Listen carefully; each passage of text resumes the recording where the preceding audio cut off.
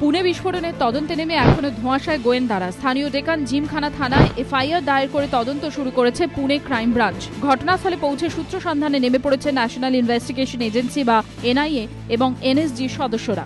সূত্রের খবর, প্রাথমিক ফরেন্সিক রিপোর্ট থেকে জানা গিয়েছে বিস্ফোরণে অ্যামোনিয়াম নাইট্রেট এবং জ্বালানি তেল ব্যবহার করা হয়েছে। সেই সঙ্গে ব্যবহৃত হয়েছে কালো রঙের আঠালো পদার্থ।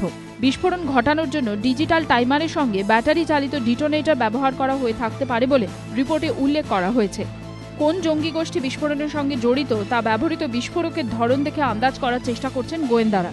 যেভাবে বিস্ফোরণের জন্য সাইকেল ব্যবহার করা হয়েছে, সন্দেহ করা হচ্ছে এর পেছনে হাত থাকতে পারে ইন্ডিয়ান মুজাহিদিনের।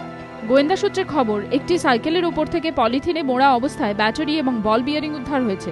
বিস্ফোরকের অভিঘাত বাড়ানোর জন্যই মূলত এগুলি ব্যবহার করা হয়ে থাকে। কে বা কারা সাইকেলগুলি কিনেছিলেন তা জানার চেষ্টা করছে পুলিশ। যে দোকান থেকে সাইকেল কেনা হয়েছিল তার মালিক এবং কর্মচারীকে হেফাজতে নিয়েছে police.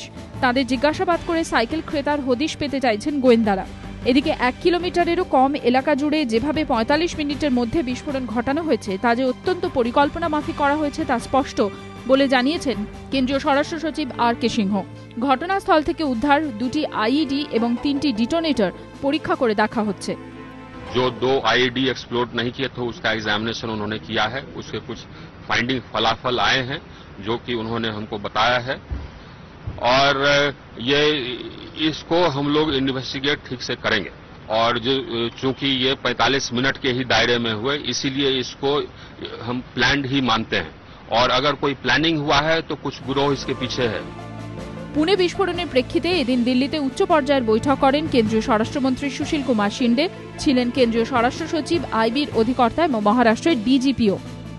Our team of NIA with the expert from the NSG has already been sent there to Pune and further matter is under investigation. अभी वो जांच का रिपोर्ट नहीं आया है, जांच करेंगे, हम बता देंगे आपको। উচ্চ পর্যায়ের বৈঠকে ঠিক হয়েছে মহারাষ্ট্র এটিএস এর পাশাপাশি এনআইএ এবং আইবিও ঘটনার তদন্ত করবে। রাজস্বী দত্তগুপ্তের রিপোর্ট, এবিপি আনন্দ, পুনে।